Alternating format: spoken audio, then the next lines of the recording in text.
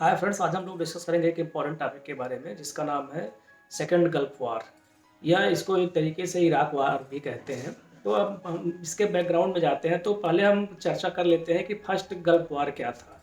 एक तरीके से हम देखते हैं कि 1990-91 में सद्दाम हुसैन के द्वारा कुवैत पे अटैक कर दिया जाता है। और कुवैत पे अटैक करने के पीछे एक रीज़न ये था कि 1980 में सद्दाम हुसैन ने ईरान के ऊपर आक्रमण कर दिया था। तो आक्रमण करते समय सद्दाम हुसैन ने एक सऊदी अरेबिया और कुवैत से बहुत ज़्यादा लोन ले लिया था, एक तरीके से कर्जा ले लिया था। तो उसकी भरपाई वो नहीं कर रहे थे। तो सद्दाम हुसैन का मानना था कि हम कुवैत पे अटैक करेंगे और कुवैत में जो भी ऑयल रिजर्व होगा उसको अपने कब्जे में कर लेंगे, और उसके बाद जितना भी फॉरेन एक्सचेंज यहाँ से मिलेगा उसको अपनी कंट्री के डेवलपमेंट में लगाएंगे। फाइनली हम देखते हैं कि ऑपरेशन डेजर्ट स्टार में एक तरीके से यूनाइटेड स्टेट ऑफ अमेरिका के द्वारा किया जाता है, और उसमें एक तरीके से सद्दाम हुसैन की पराजय हो जाती है। और उसमें हम देखते हैं कि सेकंड गल्फ वार, इसको इराक वार भी कहते हैं, ये जनरली जो है यूनाइटेड स्टेट के द्वारा ऑपरेट किया गया था। यूनाइटेड स्टेट ऑफ अमेरिका ने सद्दाम हुसैन के ऊपर एक आरोप लगाया था कि सद्दाम हुसैन के पास बायोलॉजिकल और केमिकल वेपन है।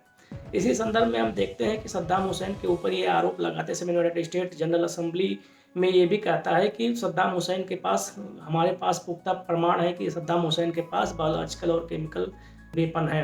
तो इसी संदर्भ में अगर आगे देखते हैं, एक अमेरिकी सीनेट और हाउस ऑफ रिप्रेजेंटेटिव के द्वारा एक तरीके से इराक लिबरेशन एक्ट पास किया जाता है। उसमें सीनेट के द्वारा एक तरीके से प्रेसिडेंट को पावर दे दी जाती है कि आपको जो करना हो आप करिए, और पूरा जो है संसद जो है एक तरीके से अमेरिकी पार्लियामेंट आपके साथ है।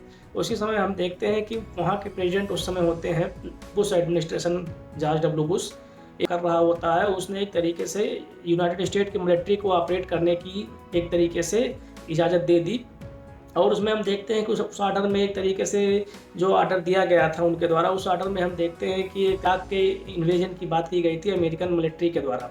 तो उसमें हम देखते हैं कि अमेरिकन मिलिट्री एक तरीके से इराक में इन्वेजन करती है, और इसको एक तरीके से ऑपरेशन डेजर्ट फॉक्स नाम दिया जाता है। इसमें एक तरीके से यूनाइटेड स्टेट और उसके मित्र देशों की जो मिलिट्री होती है वो एक तरीके से पेनिट्रेट करती है और सद्दाम हुसैन के शासन को एक तरीके से टप्पल कर देती है। लेकिन इसमें सबसे बड़ी बात ये रहती है कि सद्दाम हुसैन के शासनकाल में जो कि उसके ऊपर आरोप लगाए गए थे 9/11 के बाद कि सद्दाम हुसैन के पास केमिकल या बायोलॉजिकल वेपन होंगे, ये ऐसा कहीं पर भी सद्दाम हुसैन के शासन में कहीं पर भी बायोलॉजिकल वेपन या केमिकल वेपन यूनाइटेड स्टेट को नहीं मिला था। तो ये अफवाह ही रह गई कि सद्दाम हुसैन के पास बायोलॉजिकल और केमिकल वेपन है।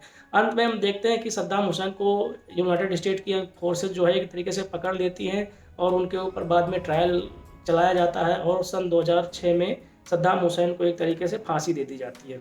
तो उसमें हम देखते हैं कि ये कैसे जो है एक तरीके से इराक वार स्टार्ट हुआ। एक तरीके से अगर हम देखें तो ये 9/11 के हमले के बाद एक तरीके से स्टार्ट हुआ था। इसमें बुश एडमिनिस्ट्रेशन का बहुत बड़ा रोल था। बुश एडमिनिस्ट्रेशन ने उस समय कहा था कि इराक, ईरान और नॉर्थ कोरिया ये सब इविल, एक्सिस ऑफ इविल हैं, एक तरीके से ये सब दुष्ट राष्ट्र हैं, और इनको एक से ऑपरेशन चलाया जाता है यूनाइटेड स्टेट मिलिट्री के द्वारा, और सद्दाम हुसैन को कैप्चर किया जाता है। थैंक्स गाइस, आज के लिए।